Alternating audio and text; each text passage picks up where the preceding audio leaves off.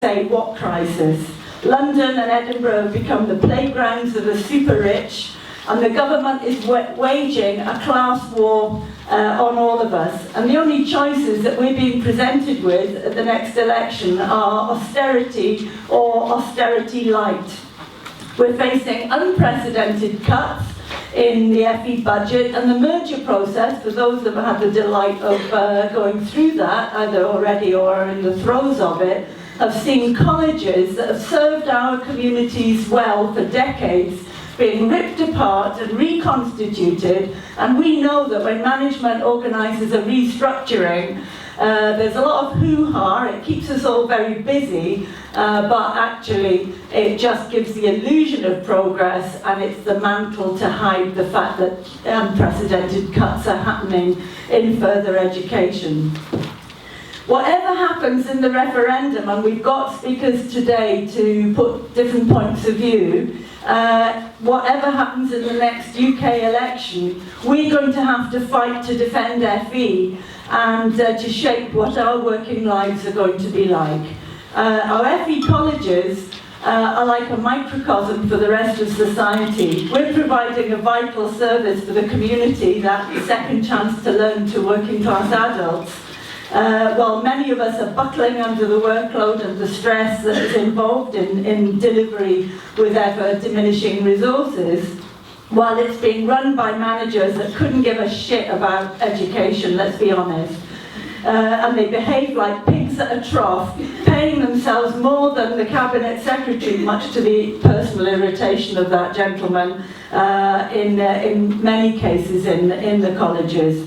We've got a large number of lecturers, to the shame of the industry, on fixed-term contracts.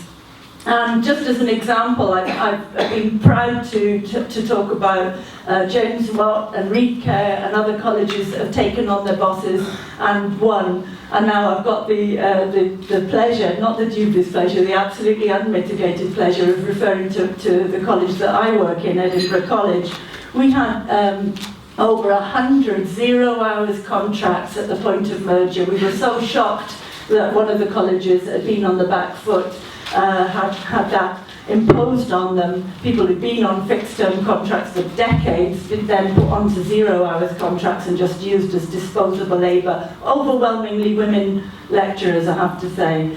The loss of 3 hours work for many of the people, and if you were trying to live on 6 hours of lecturing, the loss of 3 hours over this last year was putting people at risk of eviction through the bedroom tax, because they then were being hit by the benefits cap. So we were struggling not just to maintain people's livelihoods, but also to maintain their houses in some cases. And the scale of the attack on our conditions was such, getting rid of our 22 hours, 80% of the lecturers on 22 hours limit would cover on top of that.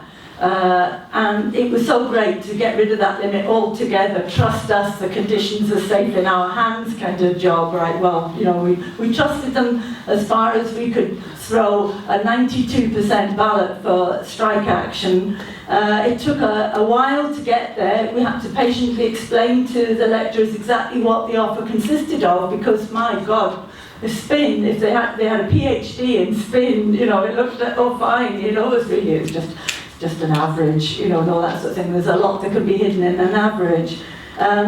We had to have mass meetings on all of the campuses at regular intervals. We set up a trade union blog. It was one that Telford College had, which we learned a lot from. Became a safe place for people to be able to speak out. It was a moderated blog, but it was anonymous if you wanted to be anonymous. And it became the method of communication between the 4 campuses and the 22 outstations and whatever.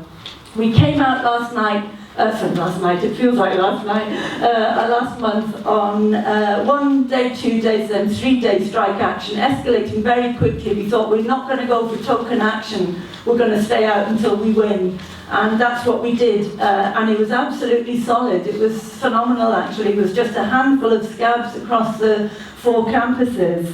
And the day before the strike, I have to put in a really big, heartfelt thank you to all of the EIS headquarters staff because they stayed open at no notice. I mean, they must have been thinking they were the ones on the 0 hours contracts. They stayed open until 7:30 the Wednesday before the 6th of February start of our strike, signing up people, dozy buggers, that hadn't really worked out that they should be in the union. They suddenly thought, oh, we're all on strike tomorrow. So they joined the union. It took that long to process, and we went from 453 members to 505 members and counting. So very, very solid. And the lecturers on 0 hours and fixed-term contracts, those who could afford to strike the least, were absolutely solid. It was phenomenal because they stood shoulder to shoulder with people on permanent contracts every day of the strike, and you know, I mean, they didn't worry about the publicity or anything, and that really strengthened everybody, because if we accepted the worsening of conditions, that would have been at least 100 part-time jobs would have gone out, and we were looking at them and standing together with them on very, very large picket lines, it has to be said, including with the benefit of the General Secretary and the officials from EIS headquarters on very, very cold days. And I have to say, that large picket line we saw in Recare, you know, what that looked like, and we learned from that. And that is a shovel full of dirt on Margaret Thatcher's grave, I have to say. We're burying the trade union legislation in practice. I walked past, couldn't see anybody, and then suddenly the doors of Haymarket Station opened, and bloody hell, can you believe it? They'd occupied Haymarket Station.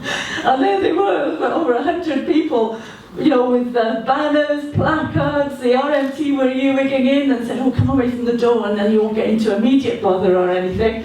And the speeches, and it was just phenomenal. And then somebody came up to us and she said to me, I'm going to have to tell my manager about this. You know, we know the type, don't we? And somebody behind me went, woo. And she just walked off, and we never saw her again. And that's when you start to feel your power. And we've got it on video. Alan, I think, was filming us all walking along the street, got to the funding council, and the people that wouldn't even come out and meet us took one look out of the door and probably just had a bit of an accident, and then thought, oh, I think we better go down. And then they came down to speak to us, and we stepped back into the rain because it was pouring down, so the suits had to come with us. And every time they're looking at Donnie and me and Mike, giving, you know, what was wrong about the college, they just kept looking over our shoulder all the time at the sea of placards, and some people were growling, but they weren't happy bunnies either. So it shows it can be done. We are about to go in, if we vote today, for national bargaining, for a rerun with the same people trying to stuff our conditions, play off the people with the worst conditions in FE, to try and say, here's a wee bit of money, sell your conditions. And I think the challenge is there, but also the lesson is there in how to fight it. So if we need to stay unified, we need to be confident that we can win this. And with that in mind, I'll carry on with the rest of the conference. Thanks very much.